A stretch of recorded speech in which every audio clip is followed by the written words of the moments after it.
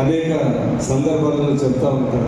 సంతనూతల పాటలు గెలవటము ఓడటం తర్వాత సంగతి, కానీ సంతనూతల పాటలు 4 సార్లు నిలబడటమే అది గొప్ప విషయం నేను అంటాను. సో ఈరోజు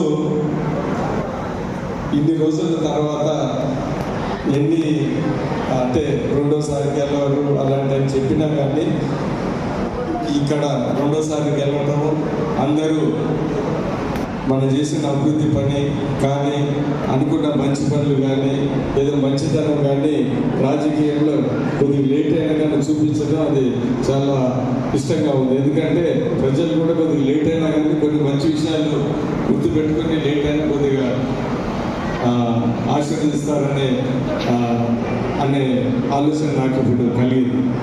నేను ఈ సందర్భంగా మీ అందరికీ తెలియజేసేది ఏంటంటే, నేను 2009లో